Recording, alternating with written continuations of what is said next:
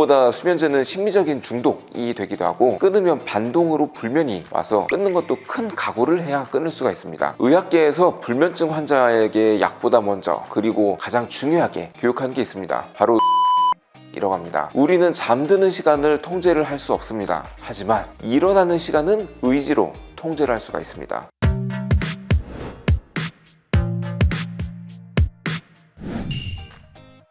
그렇죠. 당장 잠을 못 자면 일상생활이 무너지니까 약물 치료 도움을 받고 싶어 하시죠. 아무래도 급성 불면증에는 일시적으로 잠시 불면이 온 거니까 약이 효과적이기도 합니다. 하지만 약은 일시적인 효과예요. 위장 기능 자체가 망가진 상황에서 소화제를 먹는다고 이 질환이 낫지는 않습니다. 잠을 못 자는 근본적인 어떤 생활 습관을 고치지 않으면 약을 끊는 순간 불면증이 다시 옵니다. 무엇보다 수면제는 심리적인 중독이 되기도 하고 끊으면 반동으로 불면이 와서 끊는 것도 큰 각오를 해야 끊을 수가 있습니다. 그렇다고 계속 먹으면 이런저런 부작용이 아무래도 있습니다. 사실 소화제보다는 사용하기가 조심스러운 약이죠. 의학계에서 불면증 환자에게 약보다 먼저 그리고 가장 중요하게 교육한 게 있습니다. 바로 수면 위생이라고 합니다. 위생이라고 하니까 손 씻는 건가 싶으실 수 있겠는데요. 말 그대로 좋은 수면을 취하기 위해서 지켜야 할 생활 습관의 규칙들을 말합니다. 오늘 요 영상 하나로 전 세계 신경과 의사들이 공통적으로 권고하는 수면 위생을 5가지 완벽하게 정리해 드리겠습니다. 꼭 저장해 두시고 잠 안 올 때마다 하나씩 실천해 보세요. 첫 번째, 잠자리를 정비하세요. 침실은 무조건 조용하고 좀 어둡고 온도도 살짝 선선한 정도면 됩니다. 많은 분들이 놓치시는 게 휴대폰 알림 불빛, 셋톱박스에 깜빡이는 조명, 시계 째깍이는 소리. 우리 뇌는 아주 똑똑하고 또 예민하고 하니까 이런 미세한 조명이 좀 강하게 느껴질 수도 있고, 또 컴퓨터 조명 같은 거를 보면 이게 지금 낮인가? 라고 착각을 할 수도 있습니다. 암막 커튼 같은 거 치시는 것도 좋고요. 이런 모든 빛을 다 차단하시는 게 좋겠습니다.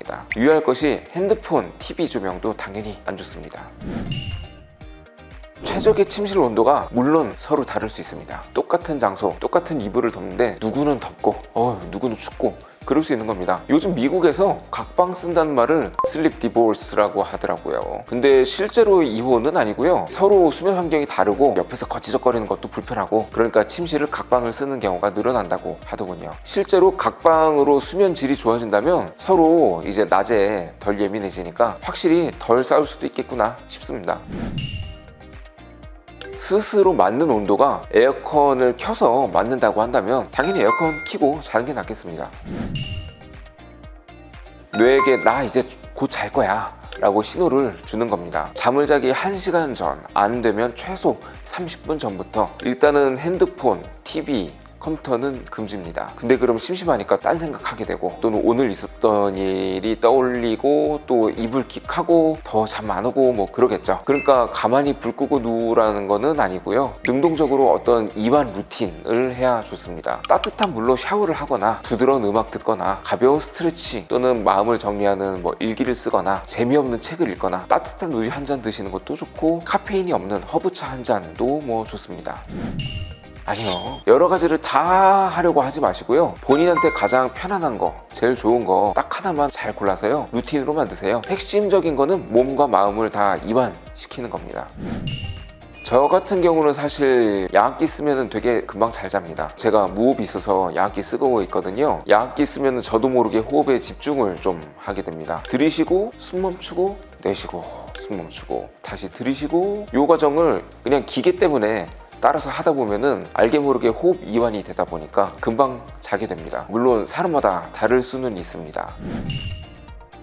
재미는 없는 책인데 읽으면 아무래도 도움된다는 책 같은 것들이 보통 하나 있죠. 전공책도 있을 수 있고, 성경책, 영어 공부를 해야겠다 라고 맘먹었으면 영어 공부책 같은 거 몇 페이지까지만 읽어야지 라고 정해두시는 것도 추천드립니다. 꼭 정해둔 대로 몇 페이지 읽는데 성공을 한다, 그럼 마음이 뿌듯하니까 좋고, 읽다가 졸리면은 잘 자서 좋고, 여러모로 윈윈이죠.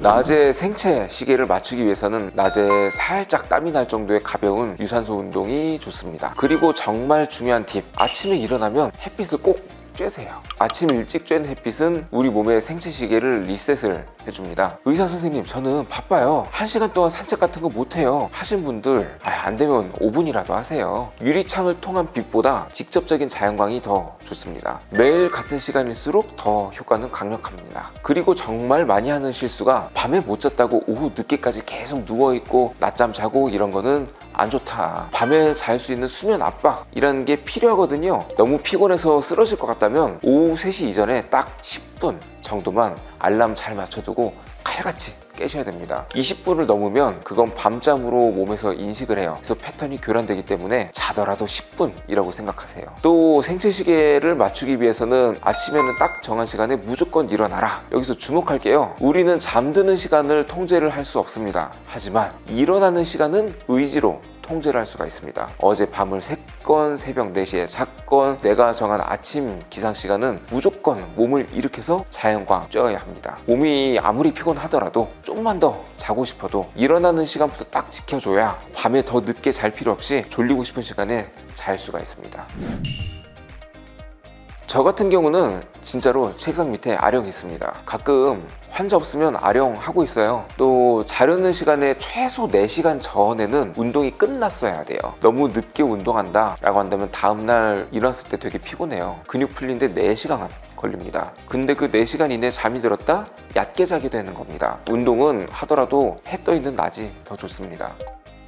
일단은 안구에서 시신경으로 빗자극이 들어갈 때 시상이 뇌에서 교차돼서 뒤통수까지 갑니다. 이 시상을 거쳐서 자극이 전달되는 경로에 밑에 시상 하부, 말 그대로 시신경 교차되는 부분 밑에 있는 뇌 부위입니다. 여기가 이제 빛으로 자극이 돼서 멜라토닌 분비 시간이 세팅이 됩니다. 대략 자고 일어나서 햇빛을 본 시간에서 15시간 정도 후에 멜라토닌 분비가 자극이 된다라고 생각하시고요. 그러니까 대략 8시에 일어났다, 아침 산책했다 그러면 11시쯤 슬슬 졸릴락 말락 하게 된다는 겁니다. 멜라토닌이 나오기 시작할 때쯤 원래 슬슬 졸리는 거니까요. 이 광자극이 어떤 성분이냐, 상당히 복잡한 파장의 빛으로 이루어집니다. 적외선, 가시광선, 자외선 크게 이 3가지로 보는데요. 그 중에서 자외선 같은 경우는 비타민 D 합성에도 관여하는 것이고, 현대인이 아무래도 햇빛을 잘 안 쐬니까 피검사 보면 실제로 비타민 D 진짜 많이 부족하거든요. 특별히 지금 비타민 D 합성 때문에라도 그냥 햇빛을 쐬시라 라고 말씀드리는 게 좋습니다.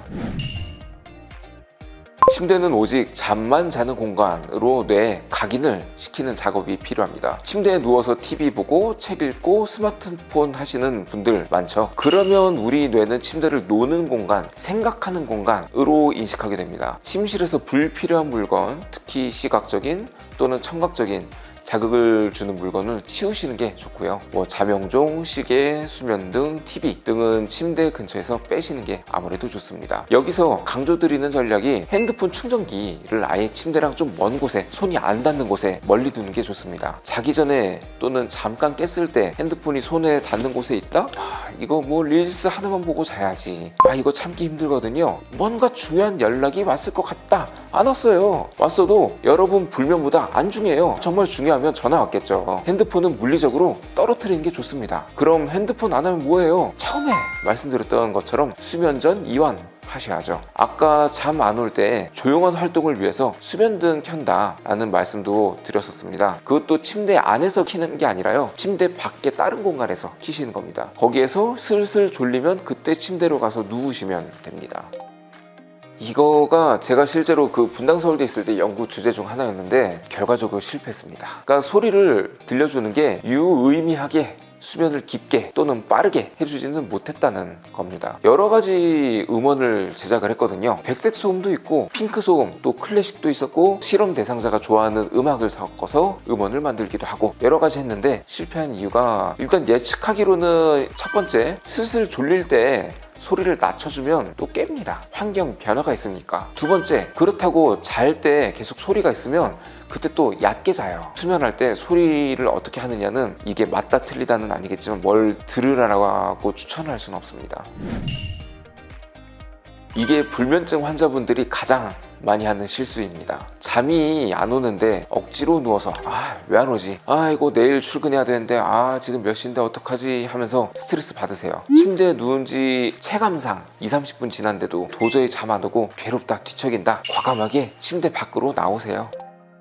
그냥 나와서 거실이나 다른 공간에서 조용하고 또는 지루한 활동을 하시는 게 좋습니다. 아이들 재울 때 쓰는 간접 조명이나 은은한 수면 등 아래서 살짝 지루한 책 같은 거를 읽는 거를 추천드립니다. 스마트폰, TV는 절대 안 되고요. 잠이 깰 만한 복잡한 생각도 웬만하면 안 하는 게 좋습니다. 그러다가 스르륵 눈이 무거울 때, 졸음이 밀려올 때, 그때 다시 침대로 들어가는 겁니다. 잠이 안 와요? 아유 괜찮아요. 몸이 휴식을 했다고 생각하면 됩니다. 무엇보다 못 자서 피곤하다? 괜찮아요. 하루쯤 못 자도 수면 압박이 생기니까 다음날 잘 잘 겁니다. 사실 불면 치료의 굉장히 중요한 포인트인데 불면 치료의 제1원칙 오히려 수면 박탈입니다. 정해진 시간 외에는 못 자게 만드는 겁니다. 낮에 피곤해서 처지면 반대로 일어서서 움직이게라도 하시고 허기가 반찬이다 라는 말이 있죠. 배고프면 뭐든 맛있잖아요. 같은 이치로 자려는 시간 이외에 수면 박탈을 시켜버리면 딱 자려는 시간에 굉장히 밀도 높게 집중적으로 맛있게 잡니다.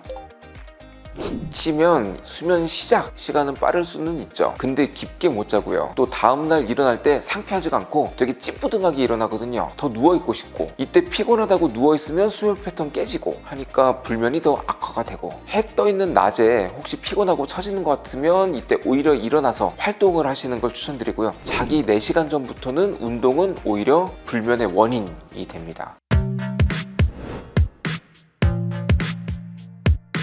네, 이상으로 신경과 전문의 윤호상이었습니다. 오늘 내용이 유익하셨다면 좋아요, 구독 한번 부탁드립니다. 감사합니다. 그게 잠에 드는 착각이죠. 술 마시면 알코올은 겉으로는 잠들게 하는 것 같지만 깊은 수면을 방해를 해버려요. 그리고 또 수시로 몸이 괴로우니까 잠에서 깨게 만듭니다. 술 마시고 잔날 다음날 엄청 피곤했던 경험이 다들 있으실 것 같습니다. 수면의 질을 완전히 망가뜨리는 주범 중에 하나예요. 잠자기 직전에 걱정거리나 심각한 대화도 뇌를 깨우니까 피하시는 게 좋고요. 술 마시고 자는 거 정말 좋지 않습니다. 카페인도 이거 가장 흔하고 유명한 불면의 악화인자인데요. 커피만 피하면 된다고 생각하는 분들이 있습니다. 녹차, 홍차, 탄산음료에도 카페인이 많습니다. 불면증 환자분들은 오후에는 이런 것들을 다 끊으시는 게 좋습니다. 그리고 담배, 연초 등 전자담배 등 니코틴이 뇌 각성시킵니다.